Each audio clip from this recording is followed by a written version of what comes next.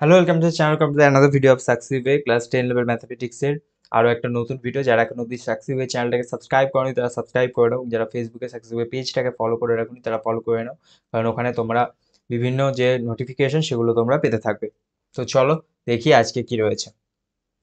তো দেখো, আজকে আমরা লম্ববৃত্তাকার শঙ্কু শুরু করছি। আমরা বেশ কিছু চ্যাপ্টার অলরেডি করে ফেলেছি। তো লম্ববৃত্তাকার শঙ্কু অ্যাকচুয়ালি দেখো এইরকম কিন্তু দেখতে হয়, ঠিক আছে। এবং এইখানে যখন দেখবে তুমি এই যে নিচে যে সার্কেল পার্টটা থাকে, লম্ববৃত্তাকার শঙ্কুটা যখন হয় নিচে একটা সার্কেল পার্ট আর উপরে একটা এরকম শঙ্কু, ঠিক আছে। তো এই যে নিচে সার্কেল পার্টটা থাকছে এইখানের হাফ পার্টটাই হচ্ছে আর। এই দেখো এইখানে লেখা রয়েছে আর পার্টটা। এবং এই যে লম্বা, যতটুকু লম্বা মানে যে হাইটটা সেটা হচ্ছে এইচ। এবং এইখানে সাইড দিয়ে তির্যক যে উচ্চতা সেইটা হচ্ছে লেংথ, ঠিক আছে। যেটা তির্যক উচ্চতা সেটা লেংথ, যেটা একদম সেন্টার পয়েন্ট থেকে যে উচ্চতা সেইটা হচ্ছে হাইট, আর নিচে আছে ব্যাসার্ধ বার, ঠিক আছে। এবার যখন তোমায় বলবে আয়তন, তখন আয়তনের ফর্মুলা হচ্ছে 1/3 পাই আর স্কোয়ার এইচ। 1/3 পাই আর স্কোয়ার এইচ, এটা হচ্ছে আয়তনের ফর্মুলা। আর যখন বক্রতলের ক্ষেত্রফল বলবে তখন পাই আর এল, ঠিক আছে। এইটা হচ্ছে তোমার বক্রতলের ক্ষেত্রফল, ঠিক আছে। তো চলো বাকি যখন যেটা প্রয়োজন হবে সেরকম ভাবে বলে দেবো। তো কোয়েশ্চেন কি বলছে, কোয়েশ্চেন বলছে আর সেন্টিমিটার ব্যাসার্ধ এবং এইচ সেন্টিমিটার উচ্চতা বিশিষ্ট একটি নিরেট শঙ্কুর ঘনফলের সাংখ্যমান এর বক্রতলের ক্ষেত্রফলের সমান। তাহলে 1/h² প্লাস 1/r² এর মান কত হবে। দেখো আমায় কি বলেছে, দুটো জিনিস কি বলেছে, একটা বলেছে ঘনফল, ঠিক আছে, আর একটা কি বলেছে, আর একটা বলেছে বক্রতল। তার মানে ঘনফল আর ঘনতল আর ফল আর বক্রতল এর ক্ষেত্রফল, এই দুটো জিনিস তার কি হবে, সেটা তার যে সংখ্যা সেটা সমান হবে, ঠিক আছে। একটু আগেই বললাম শঙ্কুর আয়তন 1/3 পাই আর স্কোয়ার এইচ, আর বক্রতলের ক্ষেত্রফল সেটা পাই আর এল। তাহলে এখন যদি আমি ইকুয়েশনটা লিখি তাহলে এই ইকুয়েশনটা পাবো। তো 1/3 পাই আর স্কোয়ার এইচ এটা হচ্ছে আমার আয়তন, আর পাই আর এল এটা হচ্ছে আমার ক্ষেত্রফল। মানে কি আয়তন ইকুয়াল টু বক্রতলের ক্ষেত্রফল, এটাই তো বলেছে। তাহলে 1/3 পাই আর স্কোয়ার এইচ ইকুয়াল টু পাই আর এল। নাও এবার ভালো করে দেখো। আচ্ছা, 1/3 পাই আর স্কোয়ারটাকে আমি লিখলাম আর ইন্টু আর, ঠিক আছে, এইচ, এখানে পাই আর এল।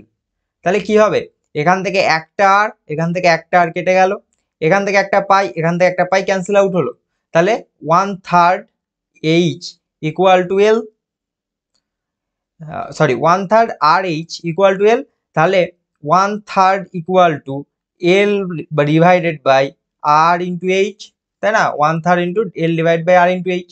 এবার দেখো আমার এখানে এইচ এর স্কোয়ার দেওয়া আছে, আর এর স্কোয়ার দেওয়া আছে, তার মানে এইখানে সব এল আর এইচ এরকম আছে। তাহলে আমি স্কোয়ারে ফর্মে যাব, তাহলে আমাকে স্কোয়ার ফরম্যাটে যেতে হবে। তাহলে এটাকে আমি বোথ সাইড স্কোয়ার করে দিতে পারি, তাই না। বোথ সাইড স্কোয়ার করে দিতে, বোথ সাইড স্কোয়ার যদি করি এল আর এইচ ইকুয়াল টু 1/3, এটাকে যদি আমি বোথ সাইড স্কোয়ার করি তাহলে এখানে কি হবে, সব আমি স্কোয়ার ফরম্যাটে পেয়ে যাব।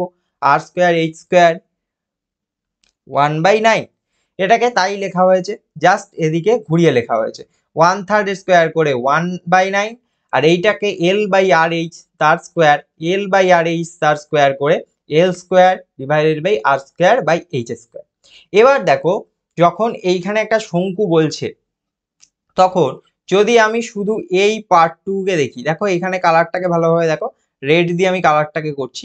যদি শুধু এই পার্টটুকুকে দেখি, ঠিক আছে, যদি এই পার্টটুকুকে দেখি তাহলে এটা কি, এটা দেখো একটা সমকোণী ত্রিভুজ, ঠিক আছে। এইটা একবার বুঝে গেলে তারপরে সবসময় বোঝা যাবে এটা একটা কি সমকোণী ত্রিভুজ, তাই না। তাহলে সমকোণী ত্রিভুজের পিথাগোরাসের উপপাদ্য, সমকোণী ত্রিভুজে পিথাগোরাসের উপপাদ্য। আচ্ছা, এবার পিথাগোরাসের উপপাদ্য কি ছিল, এইখানে যে বেস, পিথাগোরাসের উপপাদ্যের বেস যেটা সেটা হচ্ছে আর, ভূমিটা আর, আর যেটা অতিভুজ হয় সেইটা হচ্ছে এখানে এল, তাই না। তাহলে পিথাগোরাসের উপপাদ্যে কি হয়, অতিভুজের স্কোয়ার ইকুয়াল টু ভূমি স্কোয়ার প্লাস লম্ব স্কোয়ার। তাহলে পারপেন্ডিকুলারটা এইচ, লম্ব স্কোয়ার প্লাস ভূমি স্কোয়ার মানে আর বেস, তাই না। তাহলে এইটা হচ্ছে তোমার ফর্মুলা। তাহলে এবার এই ফর্মুলাটার থেকে যদি আমি এল স্কোয়ারের তাহলে value H square plus R square এটা বলতে পারি, তাই জন্য এই যে এল স্কোয়ারটা রয়েছে, এই যে এল স্কোয়ারটা রয়েছে তার জায়গায় আমি H square plus R square বসিয়ে দিয়েছি। এবং নিচে আর স্কোয়ার এইচ স্কোয়ার যেমন আছে তেমন, ঠিক আছে। এবার এবার এইচ স্কোয়ার, এবার এখানে দেখো H square plus R square divide by H square R square আছে। এবার এটাকে আমি এইভাবে লিখতে পারি, তো এইচ স্কোয়ার নিচে এইচ স্কোয়ার আর স্কোয়ার, আবার প্লাস দিয়ে আর স্কোয়ার নিচে এইচ স্কোয়ার আর স্কোয়ার, তাই না?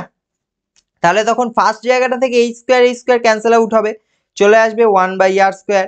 আর পরের জায়গাটা থেকে আর স্কোয়ার ক্যান্সেল আউট হবে, চলে আসবে 1/h স্কোয়ার। তাহলে তাই এসছে, এই যে এখান থেকে তাই লেখা হয়েছে H square R square H R square.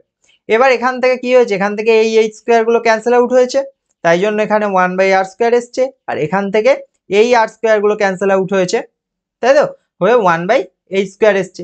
এবার 1/r square plus 1/h square লেখাও যা, সেইটা 1/h square plus 1/r square লেখাও তাই, ব্যাপারটা তো সেম, তাই না? তাই জন্য এখানে ঘুরিয়ে লেখা হয়েছে।